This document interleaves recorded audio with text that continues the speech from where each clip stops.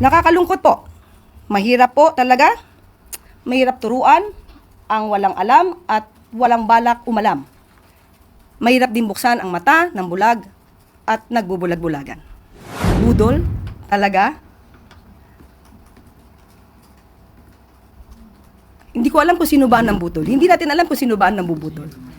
Sa panahon, sa nakikita po natin na pagtatrabaho ng Pangulo, sa pag-uutos sa amin na focus sa trabaho at hindi pamumulitika, sino ba talaga ang nambubudol?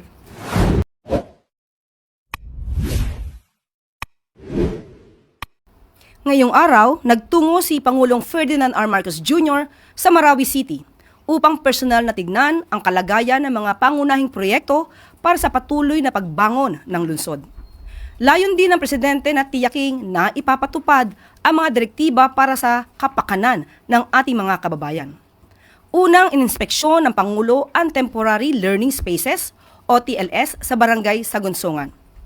Dito, kanyang pinangunahan ng donasyon at pag-install ng Starlink units para mabigyan ng maayos na internet ang mga guro at mag-aaral.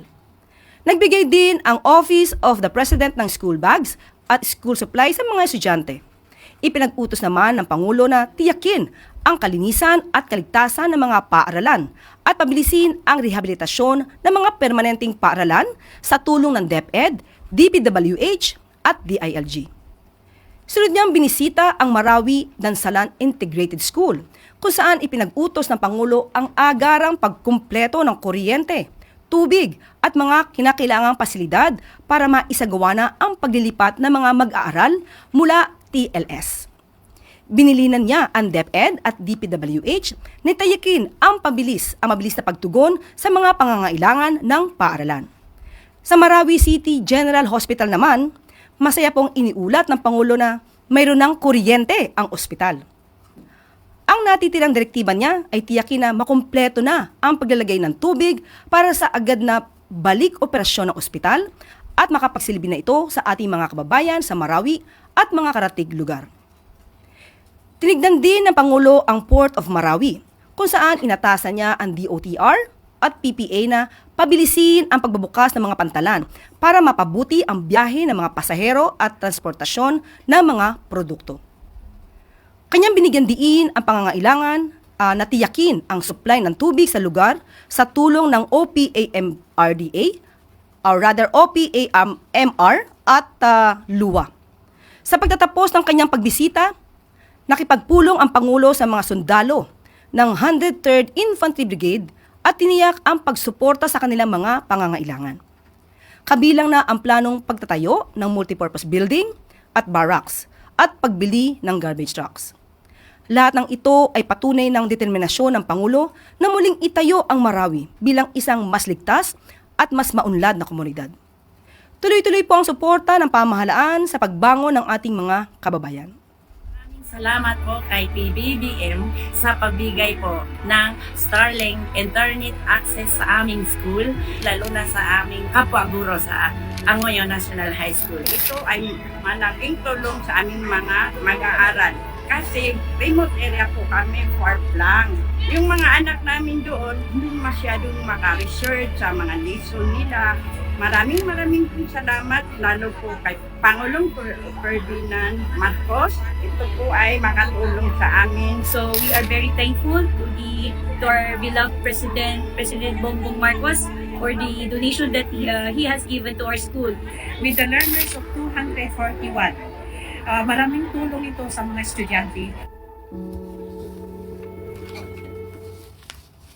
At maaari na po tayong tumanggap ng inyong mga katanungan. For the first question, Ms. Clay Pardilla from PTV4. Magandang hapon po, Yusek. Vice President Duterte questioned our national debt. Ang sabi niya po, bakit 16 trillion pesos ang utang pero walang nakikita? Dapat kapag may inutang, may nakikita. VP also expressed frustration po over the San Juanico Bridge being promoted as a tourist spot. Hindi daw po ito dapat tourist spot. How does Malacanang respond to this? Thank you po. May kasabihan nga tayo, ang hindi marunong tumingin sa pinanggalingan. Hindi talaga malalaman ang katotohanan. Okay, ang tandaan po natin, ang utang na 16 trillion ay kabuuang utang ng gobyerno simula pa noong mga nakaraang administrasyon. At tatandaan din po natin ng ang administrasyon ni dating Pangulong Duterte ang naitalang may pinakamataas na naging utang na umabot ng 12.79 trillion as of June 2022. At solong utang po ng administrasyong Duterte ay umaabot po sa 6.84 trillion as of June 2022 at nagkaroon ng increase ng 115.1% sa pagkakautang. Sa ngayon po, pinipilit ng gobyerno ng ating pamahalaan na maiwasan po na mga pag-utang at ninanais din po ng Pangulo at tinihiling na palakasin pa po natin ang ating ekonomiya at of course, ang pagbabayad ng tamang buwis para po maiwasan na natin ang pag-utang ng malaki at although ang gusto ng Pangulo ay talagang paangatin po ang ekonomiya at tugunan ang lahat ng pangangailangan ng ating taong bayan. Sa totoo lang po, may mga krisis na nangyayari, hindi po maiiwasan ang kailanganin ng pondo. Ang sabi po ni dating Vice Presidente, hindi daw po niya nakikita. Sa kanyang talumpati sa Australia, binanggit niya po na mayroong balita patungkol sa magagandang nangyayari sa ekonomiya. Pero sabi niya, iyon ay sa papel lang. It means, inamin niya na mayroong papel, may resibo, may patunay na maganda at gumaganda ang ekonomiya. Hindi ito chismis. Hindi ito paninira lamang dahil may papel siyang inamin. Hindi ba niya po nakikita ang dulot na naibibigay, tulong ng Bukas Centers, ang paglaki ng PhilHealth coverage, ang murang bigas, ang 3+1 promo ng LRT, MRT, ang fuel subsidies na ibibigay, at marami pang iba. Nakakalungkot po. Mahirap po talaga. Mahirap turuan ang walang alam at walang balak umalam. Mahirap din buksan ang mata ng bulag at nagbubulag-bulagan. Thank you, Clay. Sa susunod po ay si Miss Ivy Reyes ng Bilyonaryo. Good afternoon, Yusek. Still on Vice President. In that same speech, she said she regrets teaming up with President Marcos in 2022. That's one. Two, she doesn't think the president will give anything substantial in his SONA. And last, while she has no ill feelings for the president, she has a problem with his performance, pointing out the lack of direction of the admin. Yun lang po. Thank you. Yun nga po, ulit-ulit ang kanyang issue. Wala na po yatang bago. Natin niya na pong sinabi yan, nagsisisi siya. Pero talaga po sigurong ganyan na mangyayari dahil ang Pangulo po, ang nais na mga makakasama niya sa kanyang administrasyon ay nagtatrabaho. Nagtatrabaho at mabilis umaksyon. So kung wala po nakikita ang Vice Presidente na maaaring gawin ng Pangulo, ganyan po talaga ang mangyayari kapag po hindi binubukas ang isipan at ang mata at ang puso para sa taong bayan. So, kung hindi po talaga siya makikinig at hindi niya po titignan ang mga records na nangyayari sa gobyerno, wala po talaga siyang malalaman. Thank you, Ivy. Next po is si Chloe Hufana ng Business World. Good afternoon, Yusek. With the Iranian parliament approving the closure of the Strait of Hormuz and global oil prices nearing $80 per barrel, will this development trigger the activation of the Philippines' oil contingency plans? Actually po, pinababatid ko po sa inyo na magkakaroon po ng meeting ang economic team with the President. At ang maibibigay ko po sa inyo ang detalye kung anong po ang mga plano. Bukas, kahit po walang pasok sa Maynila, magkakaroon po tayo ng press briefing bukas. Bukas. Anong oras bukas, Yusek? Maaaring ngayon, maaaring bukas, pero bukas ko po maibibigay sa inyo ang detalye. Pero nagpapatawag na po ang Pangulo ng meeting po. Follow-up question na lang, Yusek. How prepared is the Philippines for a potential energy crisis stemming from this situation? And when can we expect the release of official guidelines or response measures? Bukas po, maibibigay ko po sa inyo ang detalye. Pero as of the moment, ang maibibigay po ng gobyerno ay ang fuel subsidy para sa ating mga tsuper, sa mga drivers po, para po maibsan naman ang kanilang alalahanin. At para na rin po ito sa mga commuters. Meron pong nakalaan na 2.3 billion, kung di po ako nagkakamali, 2 billion para po dito sa fuel subsidy na ibibigay para sa ating mga driver po. Kailan i-roll out tong subsidy, Yusek? Bukas po malalaman natin po lahat itong plano po. Thank you, Chloe. Ang susunod po ay si Mr. Sam Medinilla ng Business World. Mrs. Mirror, sorry. Good afternoon, ma'am. Regarding lang po dun sa kanina, balik lang po ko yung sa debt po, yung 16 trillion. Are we For still, a while. 2.5 billion pala ang nakalaan para sa fuel subsidy natin. Ay, base po dun sa mga ongoing economic developments, yung crisis sa Middle East, are we still confident na marireach po ng government yung 5.3% GDP, debt to GDP target ng DOF po? Naku, yan po talaga ang pinagdarasal natin. Pero sa mga nangyayari po at na hindi na po natin to kontrolado, ipanalangin po natin na maabot pa rin po natin. Pero pipilitin pa po sa abot na makakaya ng pamahalaan at sa mga direktiba po ng Pangulo, pipilitin po natin ma-attain pa rin po yan despite all of this. Tapos sa second question ko po, may update na receive na po kaya ni President Marcos yung copy ng Konektadong Pinoy Bill at saka meron na po ba siyang decision if he will veto it or not? Thank you. Katanong ko lamang po kanina kung may natanggap na po ba siyang enroll bill para sa Konektadong Pinoy. As of now, wala pa pong natatanggap, pero rest assured na kapag po natanggap ito ng Pangulo, pag-aaralan po ito mabuti para po sa lahat ng stakeholders, para po sa mga kababayan natin na nangangailangan po ng magandang internet connection at sa mga service provider din po. Follow-up lang po. Bali may plan po kaya si President na makipag-meeting sa stakeholders na may mga concerns regarding dun sa bill? Sa ngayon, wala pa pong ipinararating sa atin dahil hindi pa naman po niya nababasa kung ano yung Konektadong Pinoy Bill, ang detalye po nito. At malamang po, pwede nating sabihing oo dahil po ito rin para naman sa lahat. Thank you, Sam. Next will be Ann Soberano, Bombo Radio.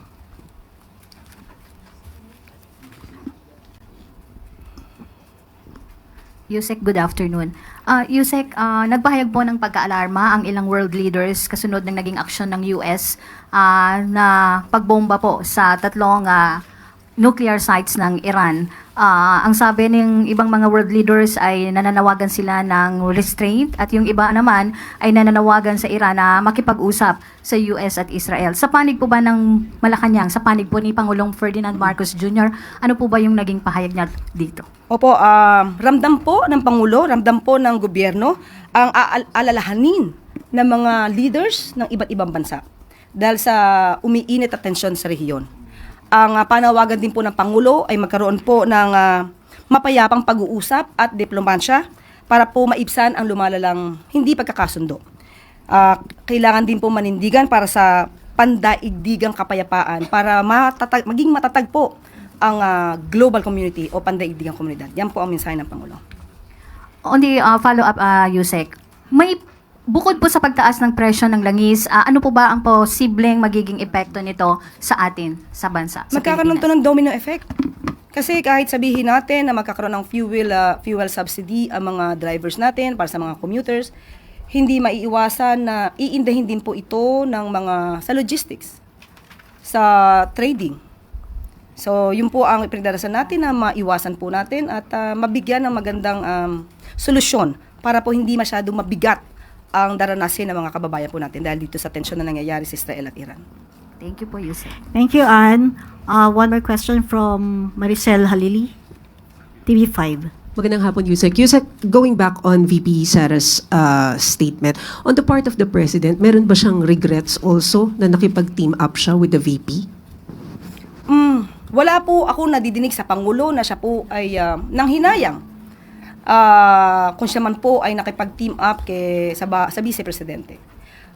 Sa ugali po ng Pangulo, hindi po natin madidinig ang ganung mga klaseng negatibo mula sa kanya. Wala po tayong aasahan na anumang paninira kanino man. So, yan po ang Pangulo. Kung may nagsisisi man na sa kanya ay maka-team up siya, it's their loss, not the President's. Last na lang. Kasi tinawag ni VP na budol yung ginawa daw ni PBBM. Your thoughts on that? Budol? Talaga? Hindi ko alam kung sino ba ang budol. Hindi natin alam kung sino ba ang nambubudol. Sa panahon, sa nakikita po natin na pagtatrabaho ng Pangulo, sa pag-uutos sa amin na focus sa trabaho at hindi pamumulitika? Sino ba talaga ang nambubudol? Last question po from Mr. Ivan Mirina, GMA7. Still on the tension in the situation in the Middle East, may mga pangamba po ang marami, lalo kalat sa social media, ito na raw ang World War III, etc. Maraming mga ganyang impormasyong umiikot. What does the President want to tell the Filipino people about what to brace for and the actual situation? Ano ho bang kailangan natin pag-ingatan dito at anong kailangan isipin ng mga tao sa gitna po ng nangyayaring ito? Una-una, ang gustong iparating ng Pangulo, handa po tayo sa anumang mangyayari at lahat po ng pangangailangan ng taong bayan ay tutugunan po ng pamahalaan. At wag po sila mag-alala dahil ang gobyerno po ngayon ay nagtatrabaho para sa ating lahat. Wala na pong katanungan, Yusek. Bago pala po tayo magtapos, hindi ko po nasagot yata yung tungkol sa San Juanico Bridge. Okay. Dalawa kasi napagsabay. Okay. Sabi nga natin, nakakaalarma ang kakulangan sa kaalaman.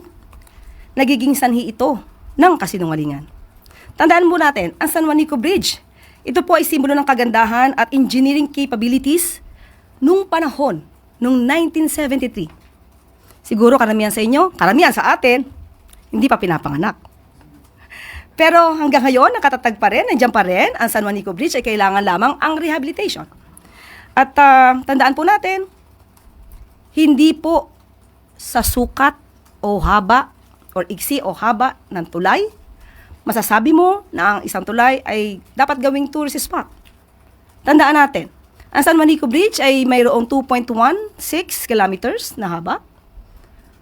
Ang Golden Gate ay mayroong 2.7 kilometers. Pero ang Golden Gate sa San Francisco ay tourist spot. At pati yung El Marco Bridge na pinakamaiksing tulay na may sukat na 6 meters ay tinatawag ding tourist spot. Ang masakit lang, kapwa natin Pinoy, ibinabagsak ang turismo ng bayan, inaangat ang turismo ng ibang bansa. Samantalang ang Pangulo kagagaling lamang sa Japan para palakasin ang turismo ng ating bansa. Maraming salamat, Yusek Claire. Maraming salamat, MPC. At bago tayo magtapos, Department of Health, may 1,800 job vacancies para sa mga naghahanap ng trabaho. Inaanyayahan ng DOH ang mga job seekers na mag-apply sa kanilang malawakang job fair na nagsisimula ngayong araw hanggang June 27. Ang mga job fairs ay matatagpuan sa mga sumusunod na lugar sa Luzon, Visayas at Mindanao. Robinsons La Union ngayon June 23, SM Grand Central sa June 23 at 25, SM Tugigaraw ngayon June 23, SM Pampanga sa June 27, SM Trece Martires sa June 27, SM Legazpi sa June 24, SM Seaside Cebu sa June 27, Robinson North Abukay sa June 23 at 24, KCC Mall Zamboanga sa June 23 at 24, SM CDO Uptown mula June 24 hanggang June 25. SM Jensan mula June 24 hanggang June 25. SM Butuan sa June 25. Paalala ng DOH, pwedeng mag-apply sa iba't ibang rehiyon sa buong bansa. Nag-abiso rin ito sa mga job seekers na siguruhing kumpleto ang kanilang requirements bago pumunta sa job fairs. O ano na? Apply na! Sa bagong Pilipinas, may bagong trabaho, sigurado sa gobyerno. So, ang hinihintay niyo po, go ahead. Sugod na.